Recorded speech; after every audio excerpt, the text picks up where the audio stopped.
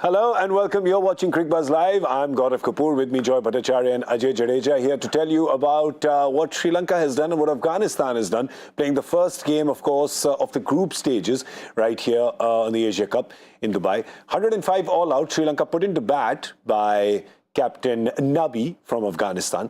And with 2 balls to spare, they've all out for 105. I tell you what.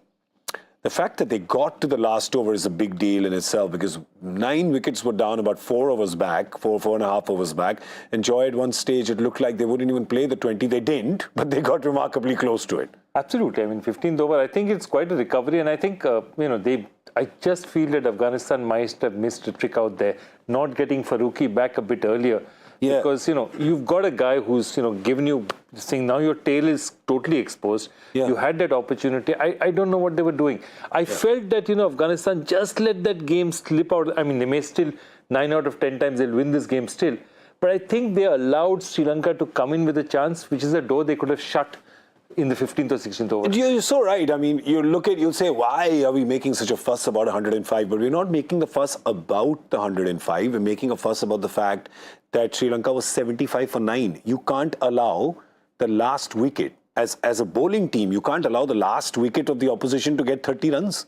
Yeah, and especially when they've got only... Yeah, if they've got 300, that's a different story. Yeah. But it almost, tells you what we were talking a little earlier, how, teams which are at, not at the same level as the international sides, how they probably think. The greenhorns. The wet behind the ears, so to speak. It's a thought thing. It wasn't more about the game. It was a thought. I think Afghanistan were pretty pleased with where they were. They think, they're looking to win a game. They've never won against an international side except Bangladesh. So, they're looking at that game and saying at 70 or 75 for 9, looking 4 overs left. What can they maximum get? And they will get out. Sometimes you wait for the opposition to make a mistake. And the opposition had nothing to lose. Karunaratne was farming the strike. It almost felt like what Dhoni used to do at one time. Yeah. With the tail that, okay, I'll play all the balls. And there was no other choice that he had. Yeah. And that freedom that he got as a batsman, he got to what, 36, 38? 31, what is it? We just pull the scorecard up 30 again. odd runs that he got to was because if I remember there was correct, no pressure on him. And the opposition was waiting for him to make a mistake. And bowlers are waiting for things to happen. And it meandered along. You're so right. They just meandered and they've got to 105. And here's the thing, it's sometimes you can just take your foot off the gas. You think 75 for 9, oh, it's done. I mean, look at us. We thought it's done. We came and sat down. हम आ गए तो उनके भी bowler batter सबके तो हो गया ना खत्म अब तो हो गया है नहीं खत्म नहीं हुआ sir. We can come and sit here at 9 down. You have to stay there till it's 10 down. So that's I think where they missed a trick. But anyway, that's just towards the end. Let's talk about all that Afghanistan has done right. And boy, they did a lot right today. Starting with that Farooqi spell right in the beginning, and Ajay and me spoke about it on the com box. Yeah. This is that's right, smoothie moves. On the com box, we said, that's how smooth Farooqi was. I mean, smoother than this, what we've done. He was really smooth. But, there was also, again, if you look at it, even with Sri Lanka, there was this terrific counter-attack. Yeah. So Rajapakse and Gunatilaka really go at them. And if you see, by the time of the 6th over, they had a 43, 44 for 3. Yeah. These guys have batted for about 5 overs together, or 4 overs together. They've set it up. And then this guy goes and tries this shot against Mujib where he could have swept on the leg side easily. Yeah. He goes and tries a reverse from here. Yeah, and talking about Gunatilaka. And that wicket was a crucial wicket because that wicket really broke their back. Because till Gunatilaka and Rajapaksa were going, they were looking really good. They still looked at 150, 160. They would, because a 44-run power play with 2 batters in form. And remember, by that time, they were down 3 wickets, but only 2 had got out. You're not going to let that one go. Yeah, there's a statement here. I'm just saying. Was Nisanka, I mean, I don't know. We spoke about it in the com box. Joy, since you're the only one here amongst the 3 of us who's wearing spectacles, so you have the added advantage of extra sight. Did you see any spike? Here's the problem. The problem was that if it had been the reverse, if I think the umpire had given a not out, okay, and then they would have called for this, he would never have been given out. Sir, this is again, you're talking benefit of the doubt and you have to overrule the decision. Evidence enough to overrule the decision. But there was evidence enough to overrule the decision. Look, there was even a slightest, look, the way they look at it is, some things are binary. Okay? Do you call somebody slightly pregnant? No, no. You're pregnant or not pregnant. Correct. A light is on or off. Correct. So this is a binary conditions. Slight edge is also an edge. So the guy must have seen it and said, I'm seeing some perturbations. The only problem is perturbations like that can be caused by the sound of the bat moving in the air, can be hit on the ground. So it was a brave call to take. It's, the third umpire.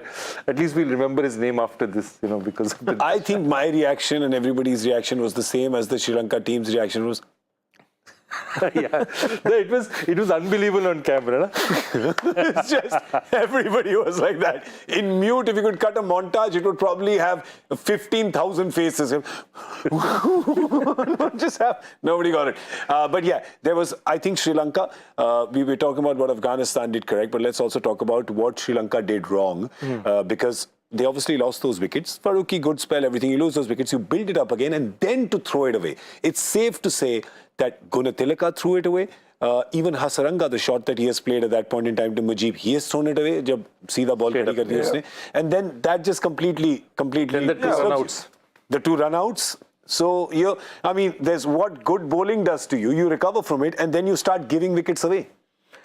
I mean, it starts with, like he said, the first one mistake you make, then Hasaranga, who you would expect, the senior in the sense that, he's a player that everybody thinks he's an all-rounder and he has that capability. So at that stage, you're still in that game. So you want to extend that. Run rate wasn't a problem at that stage. You were still going along. You were closer to 60 around the 10th over. So you had enough time.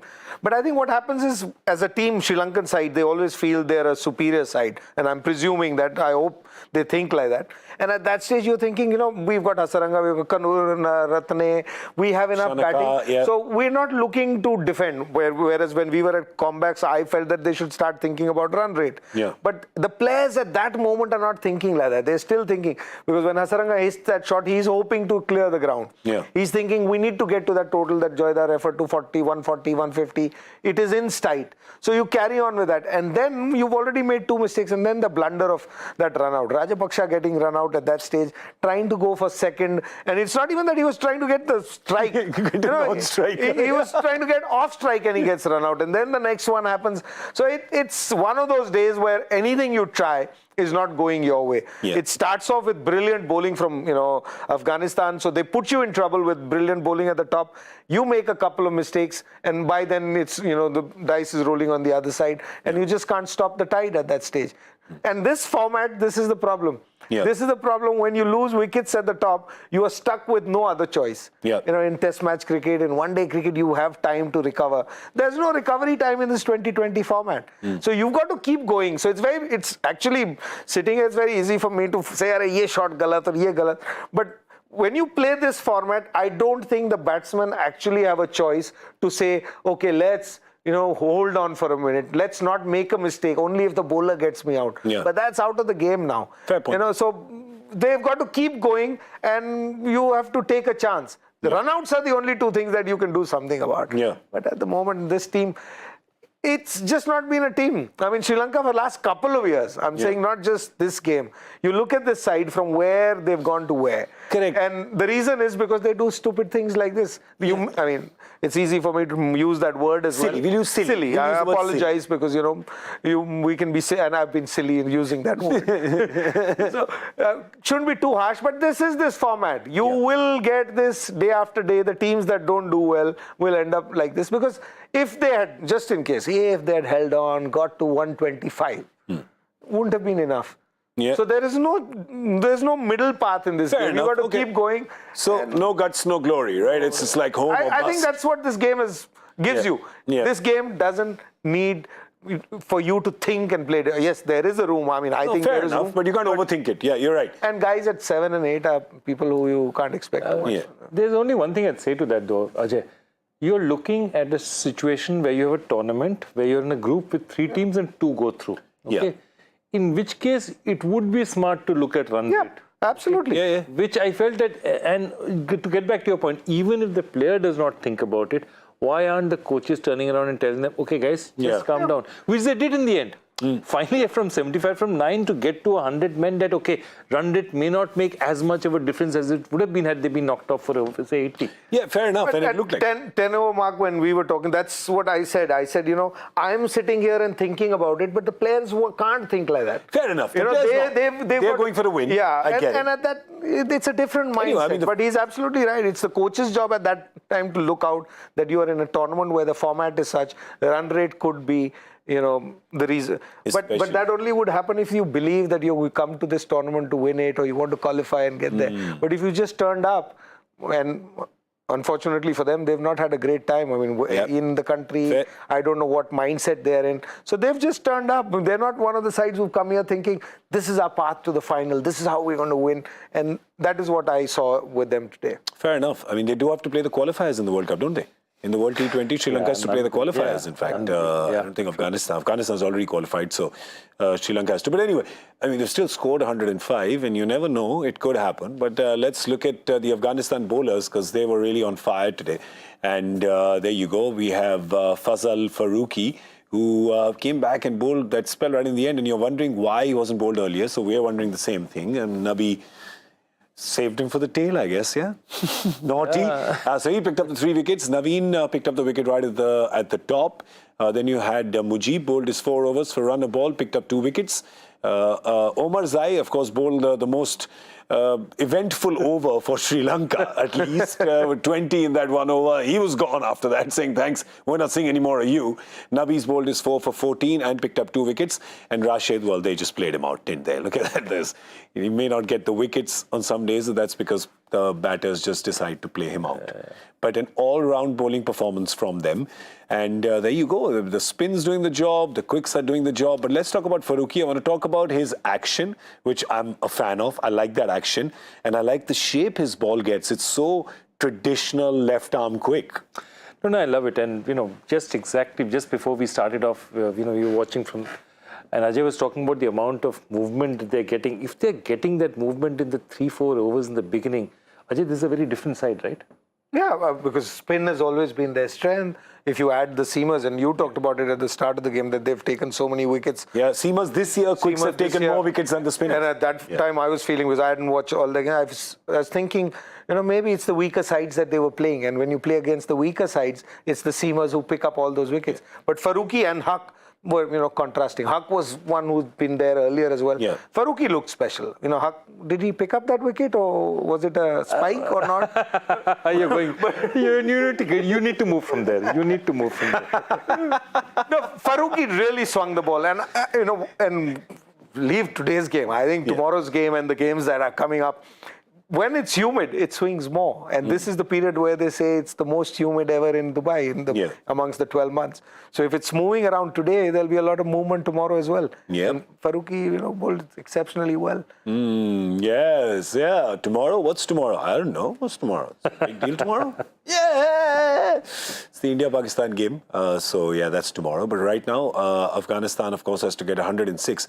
Remember, they are in this group. It's a tough group, this one. India, Pakistan, and Hong Kong are in one group. And in this group, the one that's playing today, that's Group B.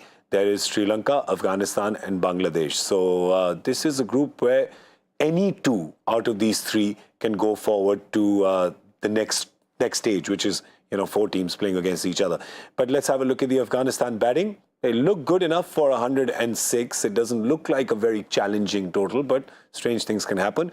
You've got Zazai and Gurbaz right at the top, comes down to Ibrahim Zadran, Janat, then Najibullah Zadran, Captain Mohammad Nabi, who can be very good at holding things together in case anything goes pear-shaped.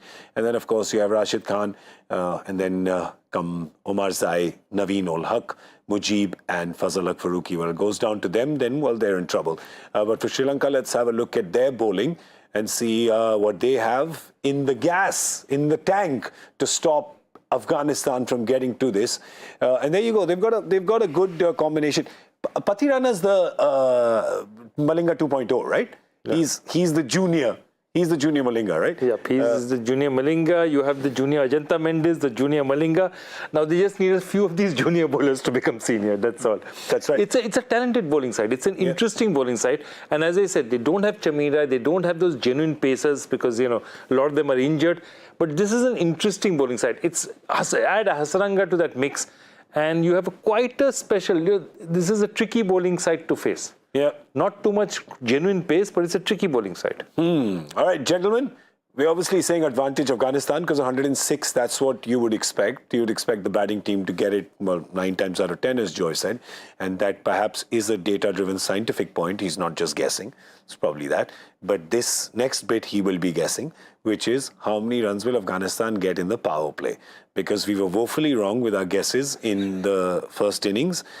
This is the time when I say group ki naak kat gayi. So चलो नाक है तो सही. है बिल्कुल sir. थोड़ी टेढ़ी मेढ़ी है, थोड़ी बड़ी है, थोड़ी समोसे वाली है, पर है.